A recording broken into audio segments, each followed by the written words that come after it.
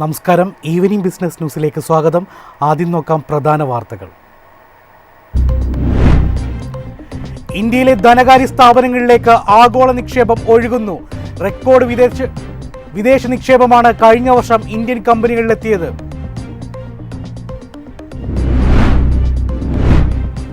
ട്രംപിന്റെ ഇറക്കുമതി തീരുവയെ പ്രതിരോധിക്കാൻ ഇന്ത്യയുടെ മാസ്റ്റർ പ്ലാൻ. സമ്പദ് വ്യവസ്ഥയെ സംരക്ഷിക്കാനുള്ള നീക്കം വിപണിക്ക് കരുത്താവും.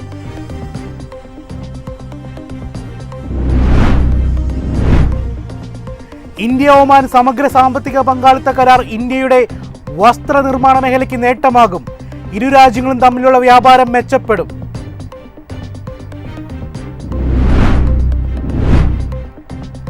ക്ലീൻ എനർജിയിലേക്കുള്ള മാറ്റത്തിനിടയിൽ ലോകത്തിന്റെ ഊർജ്ജ കേന്ദ്രമായി ഇന്ത്യ. പെട്രോളിയം യുഗം അവസാനിച്ചില്ലെന്നും വിദഗ്ധർ.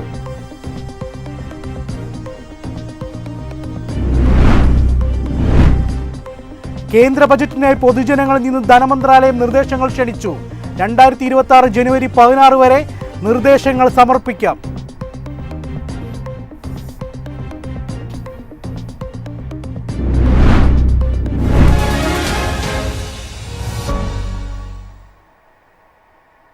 വാർത്തകൾ വിശദമായി. ആഗോള നിക്ഷേപകർ ഇന്ത്യയിലെ ധനകാര്യ സ്ഥാപനങ്ങളിൽ വൻതോതിൽ മൂലധന നിക്ഷേപം നടത്തുന്നു. റെക്കോർഡ് വിദേശ നിക്ഷേപമാണ് കഴിഞ്ഞ വർഷം ഇന്ത്യൻ കമ്പനികളിലെത്തിയത്. ബാങ്കുകളും നോൺ ബാങ്കിംഗ് ഫിനാൻസ് കമ്പനികളും ഉൾപ്പെടെയുള്ള ഇന്ത്യയിലെ ധനകാര്യ കമ്പനികളിലേക്ക് ഈ വർഷം റെക്കോർഡ് വിദേശ നിക്ഷേപമാണ് എത്തിയത്. ശ്രീറാം ഫിനാൻസ് MUFG കരാർ, RBL ബാങ്ക് എമിറേറ്റ്സ് NBD കരാർ, ഫെഡറൽ ബാങ്ക് ബ്ലാക്ക്സ്റ്റോൺ കരാർ, യെസ് ബാങ്ക് SMBC കരാർ എന്നിവയാണ് 2025 ഏറ്റവും വലിയ ചില ഇടപാടുകൾ. ഡിസംബർ 19 ഇന്ത്യയിലെ രണ്ടാമത്തെ വലിയ NBFC ശ്രീറാം ഫിനാൻസ് ജപ്പാനിലെ ഏറ്റവും വലിയ വായ്പാദാതാവായ MUFG ബാങ്കുമായി നിർണായക കരാറിൽ ഏർപ്പെട്ടു. അതനുസരിച്ച് ശ്രീറാം ഫിനാൻസിന്റെ 20% ഓഹരി 39,618 കോടി രൂപയ്ക്ക് MUFG ഏറ്റെടുക്കും. ഒരു ഇന്ത്യൻ ധനകാര്യ സേവന കമ്പനിയിലേക്കുള്ള ഇതുവരെയുള്ള ഏറ്റവും വലിയ FDI ആണിത്. ഈ ഇടപാട് ശ്രീറാമിന്റെ ക്രെഡിറ്റ് റേറ്റിംഗ് വർദ്ധിപ്പിക്കുമെന്നും കമ്പനിയുടെ വളർച്ച ത്വരിതപ്പെടുത്തുമെന്നും വിലയിരുത്തുന്നു. ഒക്ടോബറിൽ ഇന്ത്യയിലെ ഇടത്തരം സ്വകാര്യ വായ്പാദാതാവായ RBL ബാങ്ക് എമിറേറ്റ്സ് NBD ബാങ്കുമായി 26,850 കോടി രൂപയുടെ പ്രാഥമിക നിക്ഷേപ കരാർ ഒപ്പുവെച്ചതായി പ്രഖ്യാപിച്ചു. ഈ ഇടപാടിലൂടെ RBL വൻകിട ബാങ്കുകളുടെ ലീഗിൽ പ്രവേശിക്കാൻ ലക്ഷ്യമിടുന്നു. ഒക്ടോബറിൽ ഫെഡറൽ ബാങ്കിന്റെ ബോർഡ് ഏകദേശം 10% ഓഹരികൾ ബ്ലാക്ക്സ്റ്റോൺ ഗ്രൂപ്പിന് 6,196.51 കോടി രൂപയ്ക്ക് വിറ്റതാണ് ഈ മേഖലയിലെ മറ്റൊരു വലിയ കരാർ. മെയ് മാസത്തിൽ ജപ്പാനിലെ Sumitomo Mitsui bank corporation yes ബാങ്കിലെ 20% ഓഹരികൾ $1.6 ബില്യൺ ഏറ്റെടുക്കാൻ സമ്മതിച്ചു. പിന്നീട് സെപ്റ്റംബറിൽ SMBC യെസ് ബാങ്കിൽ 4.99% കൂടി സ്വന്തമാക്കി. ഇടപാട് പൂർത്തിയായതിനു ശേഷം യെസ് ബാങ്കിന് റേറ്റിംഗ് അപ്ഗ്രേഡ് ലഭിച്ചു. News desk MyFin TV. ട്രംപിന്റെ ഇറക്കുമതി തീരുവയെ പ്രതിരോധിക്കാൻ ഇന്ത്യ ഒരുക്കുന്നത് മാസ്റ്റർ പ്ലാൻ എന്ന റിപ്പോർട്ട്. വിദേശ നിക്ഷേപങ്ങളുടെ ഒഴുക്ക് വർദ്ധിപ്പിക്കാനും സമ്പദ് വ്യവസ്ഥയെ സംരക്ഷിക്കാനുമുള്ള നീക്കം വിപണിക്ക് കരുത്താവും. വിദേശ നിക്ഷേപകരുടെ ഒഴുക്ക് വർദ്ധിപ്പിക്കാനും സമ്പദ് വ്യവസ്ഥയെ സംരക്ഷിക്കാനും ലക്ഷ്യമിട്ടുള്ള വിപ്ലവകരമായ പരിഷ്കാരങ്ങളുമായി മോദി സർക്കാർ രംഗത്തെത്തിയിരിക്കുകയാണ്. പാർലമെന്റിന്റെ ശീതകാല സമ്മേളനം ചരിത്രപ്രധാനമായ ചില തീരുമാനങ്ങൾക്കാണ് സാക്ഷ്യം വഹിച്ചത്. ഒന്നാമതായി, ഇൻഷുറൻസ് മേഖലയിൽ ഇപ്പോൾ നിലവിലുള്ള 74% വിദേശ നിക്ഷേപ പരിധി മാറ്റി. ഇനി മുതൽ 100% വിദേശ നിക്ഷേപം അനുവദിക്കാൻ പാർലമെന്റ് പച്ചക്കൊടി കാട്ടി. അതായത് വിദേശ കമ്പനികൾക്ക് ഇന്ത്യൻ പങ്കാളികളില്ലാതെ തന്നെ ഇവിടെ ഇൻഷുറൻസ് ബിസിനസ് നടത്താം. ഇത് ഇൻഷുറൻസ് പ്രീമിയങ്ങൾ കുറയാനും കൂടുതൽ നൂതനമായ സേവനങ്ങൾ വരാനും കാരണമാകും. രണ്ടാമതായി, ദശാബ്ദങ്ങളായി സർക്കാർ കുത്തകയായിരുന്ന ആണവോർജ്ജ മേഖല സ്വകാര്യ കമ്പനികൾക്കായി തുറന്നുകൊടുത്തു. അദാനി ഗ്രൂപ്പ് അടക്കമുള്ള വമ്പന്മാർ ഇതിനകം തന്നെ കൊമേഴ്സ്യൽ ന്യൂക്ലിയർ പ്രൊജക്ടുകൾക്കായി തയ്യാറെടുത്തു കഴിഞ്ഞു. നിലവിലുള്ള 3 പ്രധാന നിയമങ്ങളെ ഏകോപിപ്പിച്ചുകൊണ്ട് സെക്യൂരിറ്റീസ് മാർക്കറ്റ്സ് കോഡ് 2025 ധനമന്ത്രി അവതരിപ്പിച്ചു. സെബിയുടെ അധികാരം വർദ്ധിപ്പിക്കാനും നിക്ഷേപകരുടെ സംരക്ഷണം ഉറപ്പാക്കാനും ഈ ഏകീകൃത നിയമം സഹായിക്കും. അമേരിക്കയിൽ നിന്നുള്ള തിരിച്ചടി നേരിടാൻ ഇന്ത്യ മറ്റ് ലോകരാഷ്ട്രങ്ങളുമായി വ്യാപാര ബന്ധം ശക്തമാക്കുകയാണ്. ഒമാനുമായുള്ള സ്വതന്ത്ര വ്യാപാര കരാർ ഇതിന്റെ ഭാഗമാണ്. കൂടാതെ UK-യുമായും ഇന്ത്യ കരാറിൽ ഒപ്പിട്ട് കഴിഞ്ഞു. അമേരിക്കൻ വിപണിയിലെ നഷ്ടം യൂറോപ്പിലൂടെയും ഗൾഫ് രാജ്യങ്ങളിലൂടെയും നികത്തുകയാണ് ഇന്ത്യയുടെ ലക്ഷ്യം. ഈ നീക്കങ്ങളുടെ ഫലമായി 2026 ഇന്ത്യ 6.9% സാമ്പത്തിക വളർച്ച കൈവരിക്കുമെന്ന് ആഗോള സാമ്പത്തിക ഏജൻസിയായ നോമുറ പ്രവചിക്കുന്നു. രൂപയുടെ മൂല്യം റെക്കോർഡ് താഴ്ചയിലേക്ക് പോകുമ്പോഴും തമിഴ്നാട് പോലുള്ള കയറ്റുമതി സംസ്ഥാനങ്ങൾ വെല്ലുവിളികൾ നേരിടുമ്പോഴും ഈ പുതിയ പരിഷ്കാരങ്ങൾ ഇന്ത്യയെ വികസിത രാജ്യമെന്ന ലക്ഷ്യത്തിലേക്ക് അടുപ്പിക്കുമെന്ന് ഉറപ്പാണ്.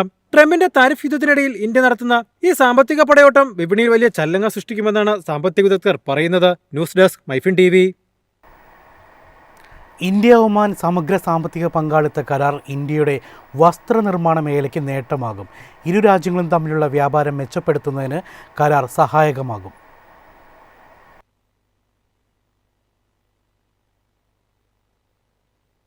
ഇന്ത്യ ഒമാൻ സമഗ്ര സാമ്പത്തിക പങ്കാളിത്ത കരാർ ഇന്ത്യയുടെ വസ്ത്രമേഖലയ്ക്ക് ഗണ്യമായ പുതിയ അവസരങ്ങൾ തുറക്കുമെന്നും വ്യാപാരം ശക്തിപ്പെടുമെന്നും വിലയിരുത്തപ്പെടുന്നു.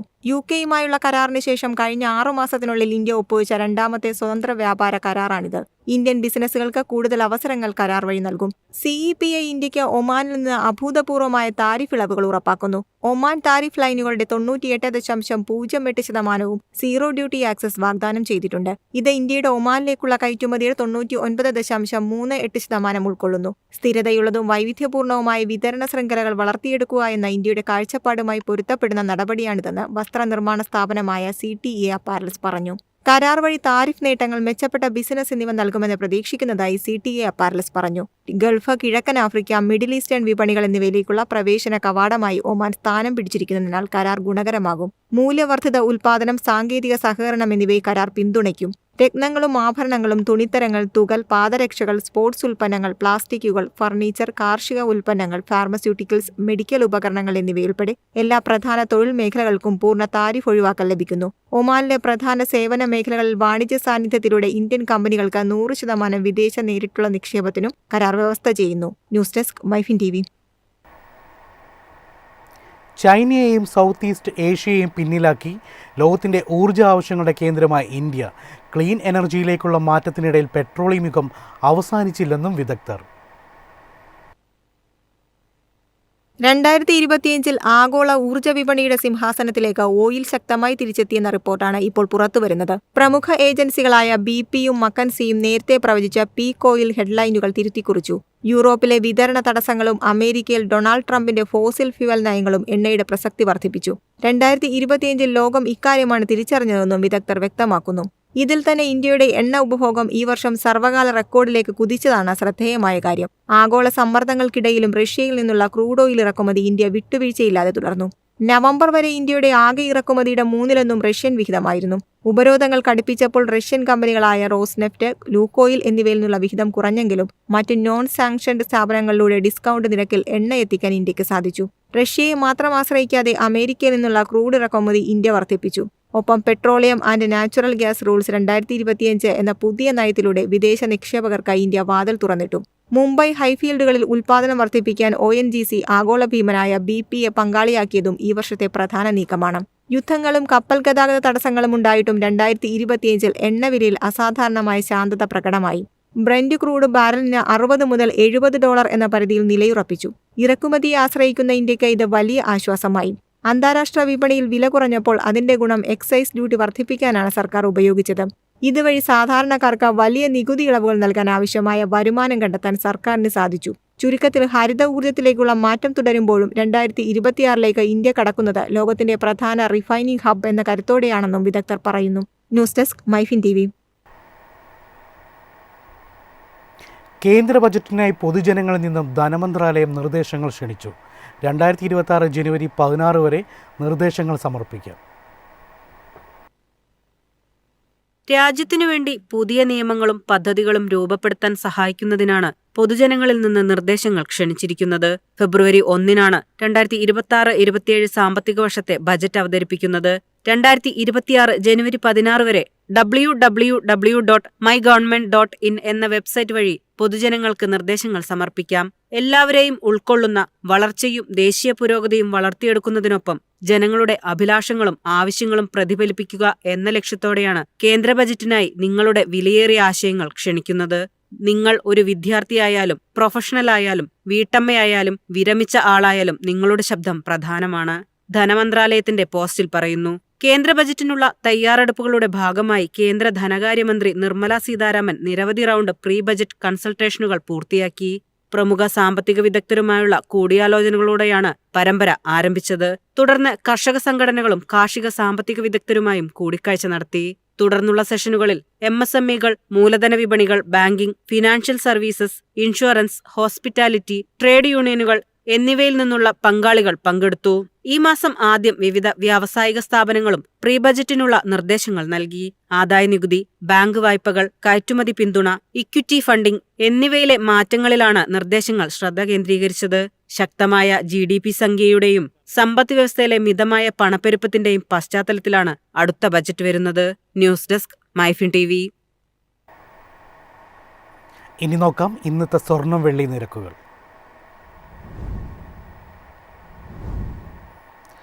സംസ്ഥാനത്ത് സ്വർണ്ണവിലയിൽ മാറ്റമില്ല. റെക്കോർഡുകൾ ഭേദിച്ച സ്വർണ്ണവില ഇന്നലെ പവന് 480 രൂപ കുറഞ്ഞെങ്കിലും ഇന്ന് വിലയിൽ മാറ്റമില്ലാതെ തുടരുകയാണ്.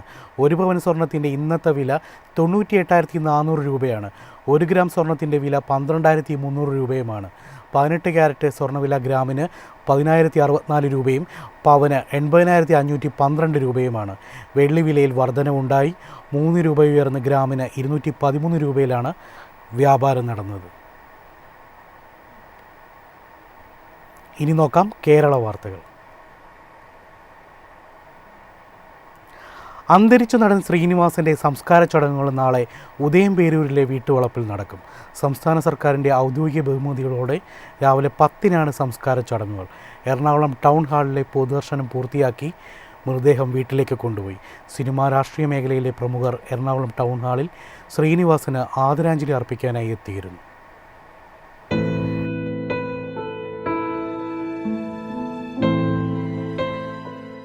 കണ്ണൂർ സ്വദേശിയായ ശ്രീനിവാസൻ കൊച്ചി ഉദയംപേരൂരിലായിരുന്നു താമസം. കഴിഞ്ഞ കുറച്ചു കാലങ്ങളായി ആരോഗ്യ പ്രശ്നങ്ങളെ തുടർന്ന് ചികിത്സയിലായിരുന്നു. തൃപ്പൂണിത്തുറയിലെ താലൂക്ക് ആശുപത്രിയിൽ വെച്ചാണ് അന്ത്യം. 69 വയസ്സായിരുന്നു. ഇന്ന് രാവിലെ അസുഖം മൂർച്ഛിച്ചതിനെ തുടർന്ന് ആശുപത്രിയിൽ എത്തിക്കുകയായിരുന്നു.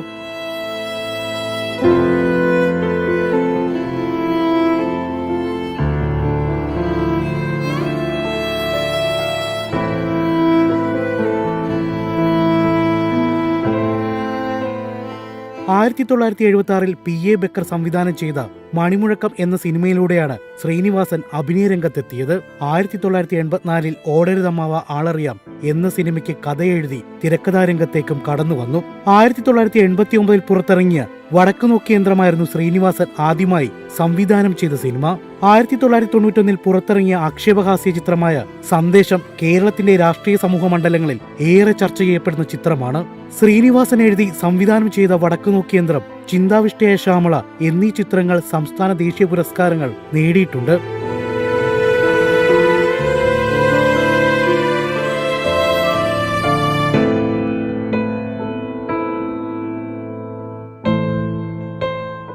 മോഹൻലാൽ, മമ്മൂട്ടി, സത്യനന്ദിക്കാട്, രഞ്ജി പണിക്കർ, രമേശ് പിഷാരടി, ആന്റണി പെരുമ്പാവൂർ തുടങ്ങി നിരവധി പ്രമുഖർ ശ്രീനിവാസന് അന്തിമോപചാരം അർപ്പിക്കാനായി ടൗൺ ഹാളിൽ എത്തിയിരുന്നു.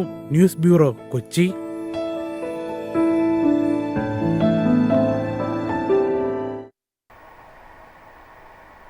ഇനി നോക്കാം കാർഷിക വാർത്തകൾ. Agri News sponsored by Shallow Mattress, everlasting comfort and durability.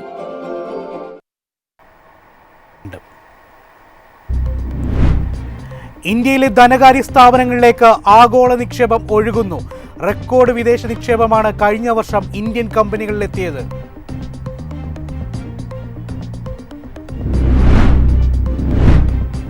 ട്രംപിന്റെ ഇറക്കുമതി തീരുവയെ പ്രതിരോധിക്കാൻ ഇന്ത്യയുടെ മാസ്റ്റർ പ്ലാൻ. സമ്പദ് വ്യവസ്ഥയെ സംരക്ഷിക്കാനുള്ള നീക്കം വിപണിക്ക് കരുത്താവും.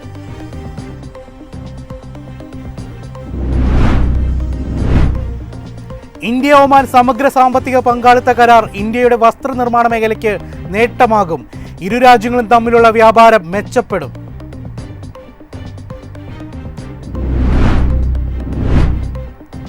ക്ലീൻ എനർജിയിലേക്കുള്ള മാറ്റത്തിനിടെ ലോകത്തിന്റെ ഊർജ്ജ കേന്ദ്രമായി ഇന്ത്യ. പെട്രോളിയം യുഗം അവസാനിച്ചില്ലെന്നും വിദഗ്ധർ.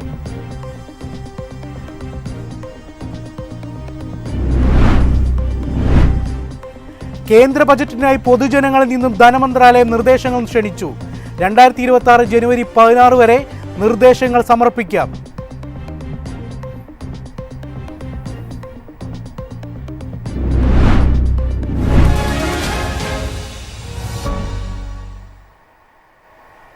ഇതോടെ ഈവനിംഗ് ബിസിനസ് ന്യൂസ് സമാപിക്കുന്നു. നമസ്കാരം.